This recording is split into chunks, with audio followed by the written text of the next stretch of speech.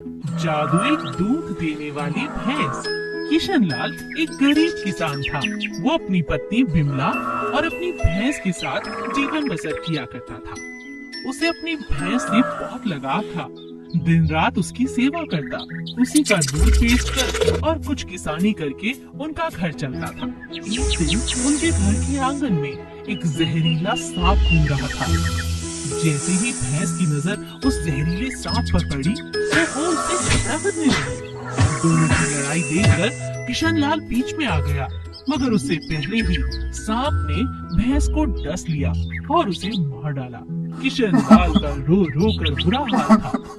भैंस के जाने के बाद उसकी जिंदगी में जैसे खुशियां ही ना बची हों। उसकी पत्नी उसे लगातार समझाती है, अब कब तक अपनी भैंस को याद करके खाना पीना छोड़कर बैठे रहोगे? तुम बीमार पड़ जाओगे। अगले दिन वो हिम्मत करके अपने खेतों की तरफ जाने लगता है। अचानक वो रास्ता भटक जाता है और अपनी भैंस को याद करते करते एक जंगल में पहुंच जाता है। वहाँ उसकी नजर एक काले रंग की भैंस पर पड़ी थी, जो खून से लथपथ थी, जिसकी दोनों टांगे घायल थी। किशनलाल का मन उसके लिए पिघल जाता है।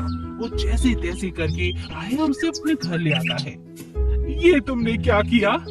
इतनी बूढ़ी भैंस को घर तक ले आए हो? अब इसे क्या खिलाओगे? पहले ही भैंस के जाने से घर में हमेशा मातम का माहौल रहता है, और अब तुम इसे ले आए हो? ये कितने दिन जिएगी?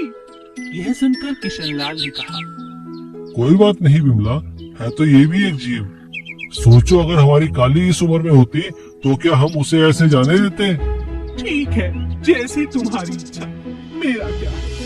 किशनलाल भैंस की इतनी सेवा करता है कि धीरे धीरे भैंस की दोनों टांगे एकदम ठीक हो जाती हैं। उसका मन उसे उसी तरह से प्यार करने लगा जैसे वो अपनी भैंस को करता था। ये भैंस कोई आम साधारण भैंस नहीं थी। एक दिन फिर से बिमला ने कहा, बस इसी की सेवा में लगे रहना, दूध तो ये देती नहीं, घर में कितनी बुरी हालत है पता है? खाने को अनाज का दाना भी नहीं, इसे ही खिलाते रहोगे? मुझे जहर क्यों नहीं दे देते? उनके घर का झगड़ा देखकर एक दिन भैंस ने सोचा, अब समय आ गया है जब मुझे भी किशनलाल की मदद करनी चाहिए। मुझे अपने असली रूप में आकर इसका धन्यवाद देना होगा। एक दिन जब किशनलाल उसे बड़े प्यार से सहला रहा था, अचानक उसकी नजर उसके थनों पर गई। किशनलाल हैरान रह गया। थनों से लगातार दूध बह रहा था। बिमला वहाँ आती है और हैरान रह जाती है, अरे इसके थनों से तो लगातार दूध बह रहा है। रुको रुको, मैं बाल्टी लेकर आती हूँ। बिमला की खुशी का ठिकाना नहीं था। दिन रात वो जितना चाहे दूध निकाल सकती थी।